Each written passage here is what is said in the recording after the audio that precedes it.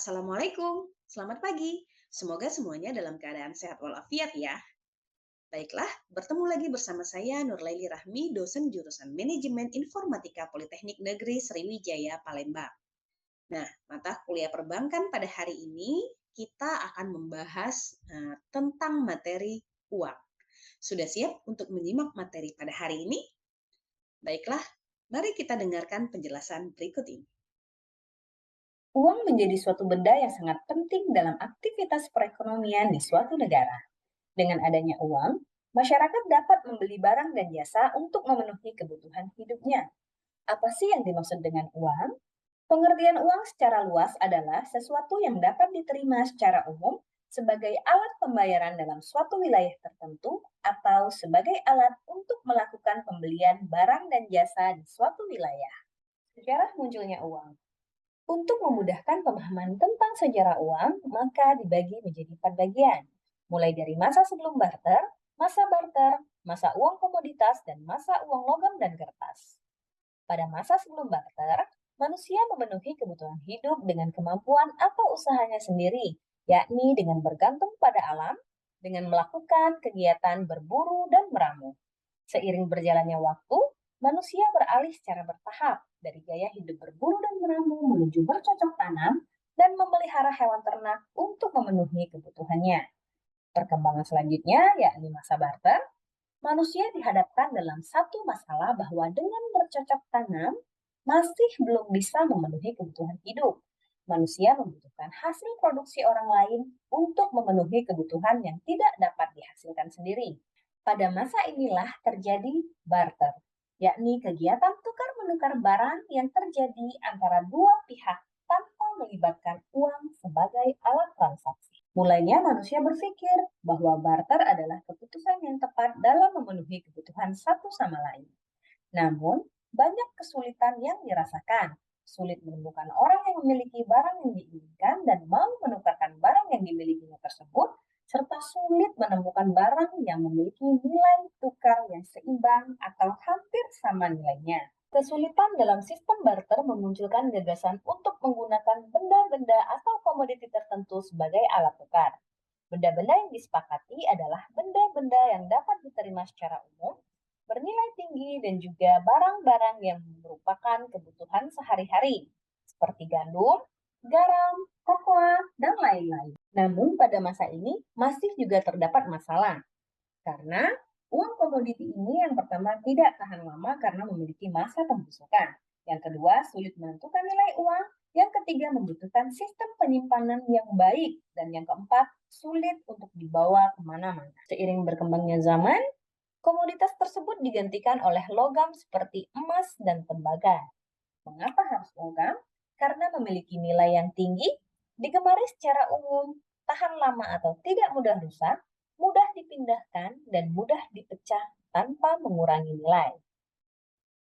Namun, uang logam ini juga memiliki masalah, yakni satu, tidak cocok digunakan untuk transaksi dalam jumlah besar karena sulit dalam hal penyimpanan dan pengangkutan. Dan yang kedua, keterbatasan terkait jumlah logam mulia dan juga perak. Kesulitan inilah yang mendasari uang kertas yang menjadi solusi sebagai alat tukar. Setelah mengetahui sejarah uang, selanjutnya kita juga harus mengetahui beberapa kriteria yang disepakati menjadi syarat untuk dijadikan sebagai uang.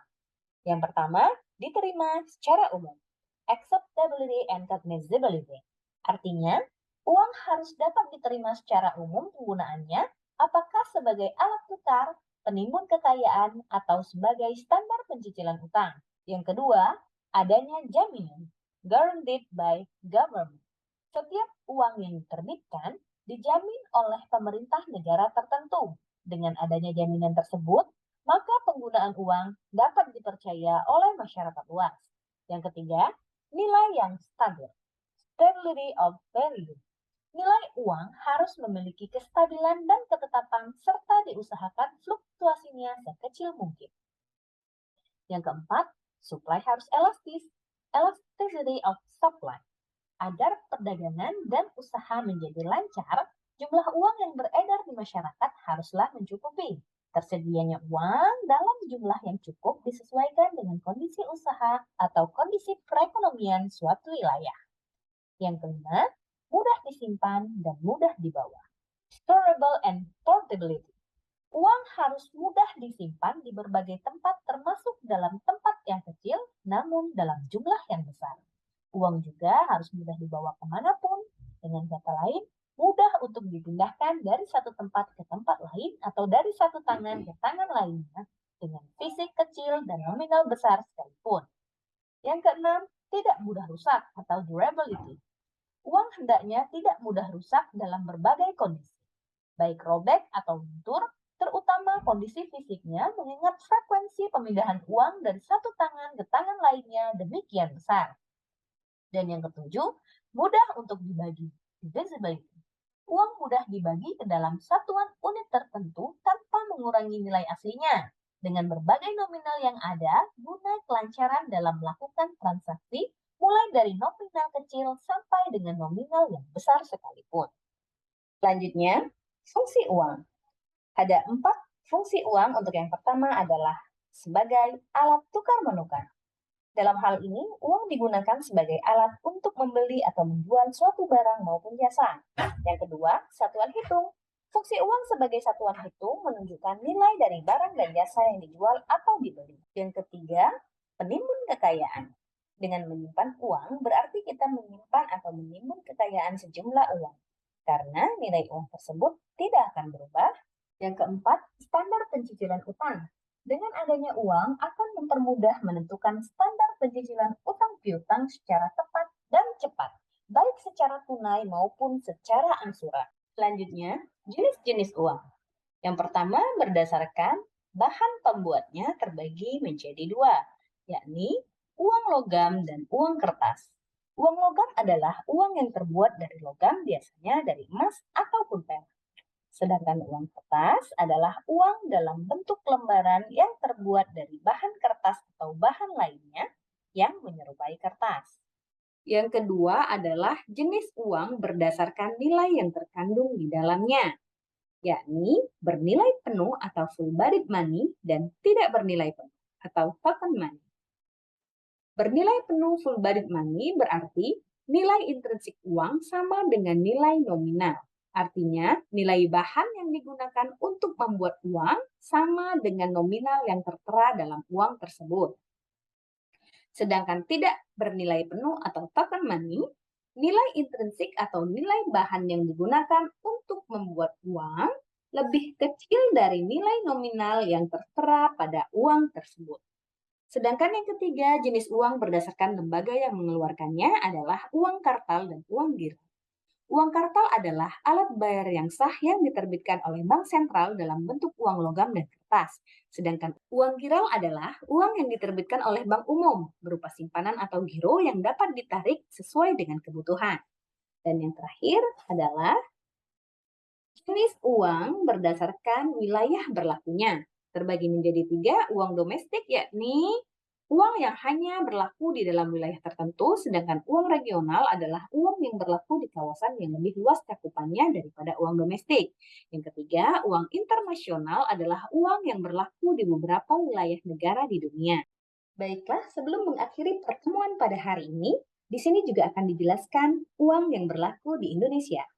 Setelah tahun 1951 dengan berlakunya Hukum Darurat Nomor 20 tanggal 27 September 1951, ditetapkan alat pembayaran yang sah kecuali Irian Barat, yakni rupiah. Kemudian diperkuat lagi dengan keluarnya Undang-Undang Pokok Perbankan Nomor 13 Tahun 1968 yang menetapkan satuan hitung uang Indonesia adalah rupiah dan disingkat Rp. Kita akan lebih mengenal mata uang rupiah, salah satunya dengan mengetahui sistem pengaman pada nilai keaslian rupiah. Mari kita simak video berikut ini yang merupakan liputan dari CNN Indonesia bersumber dari Bank Indonesia. Selamat menyaksikan.